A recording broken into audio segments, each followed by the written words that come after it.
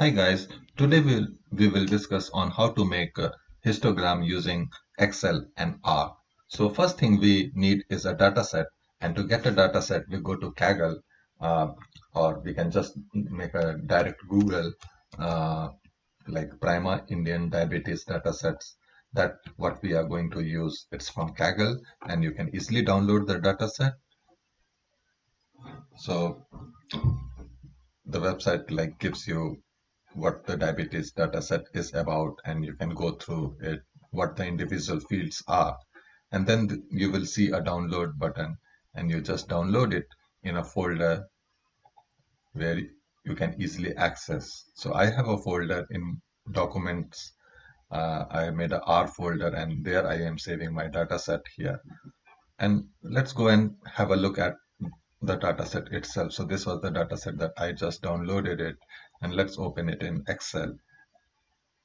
So okay, so as you see, the data sets are in rows. So each rows and columns. So each row is basically a data set from a patient, and each column is a parameter. So column 2, 3, 4 are all of different patients, and the rows define the level, the number of pregnancy that that person had, a glucose level, a blood thickness, and a few other parameters. And then there is a clinical outcome, whether that patient had a diabetes or not. So we will be using this data set for a number of study and how to create good quality images and depictions and graphs and those type of things. So now the first thing is this, as this video is about creating a histogram. So see how easy it is to create a histogram on Excel. And we just select the column for which we want to have a histogram, and then we go to insert, and then you can see all these things, and you can see a histogram is here. We have to just click it, select your histogram the way you want it. So this is the kind of the default histogram, and we place it. This is the histogram here. You can edit it, add the labels and those type of things. Like you can just go do a right click and do a lot of things like change the colors and the shadows and everything, like size and properties also, like, so a lot can be done there. But today I will show you how we can use this data set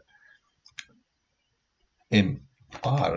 So to get that, you need to have R installed, and hope you already have R installed. The better way to do is using R Studio, because there is a lot of predictive ways that and makes it much easier to write a data set. So I just opened up the R Studio here for you. Um, Now once it has loaded up, the first thing is we go to sessions and set working directory. If you already have a working directory, then your file should be there. So like choose directory. So this is the directory where the RStudio will automatically look for all the files. So my all the files are in documents and R.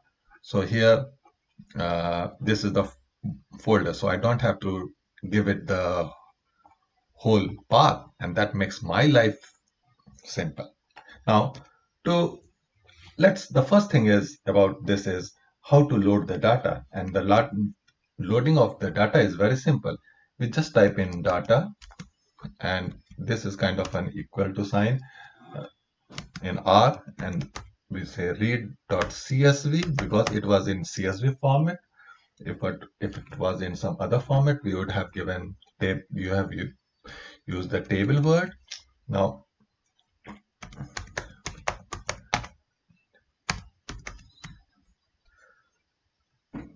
and that's all, I suppose. And as you can see on the upper here, it has said that it has 9 variables and 768 objects in the data set. The good thing is always to have a summary of the data. So you type in summary and data, And that's, so you can see like for each of the variables, it has given you a minimum, maximum, median, quartile, mean. So for pregnancy, glucose, blood pressure, and everything.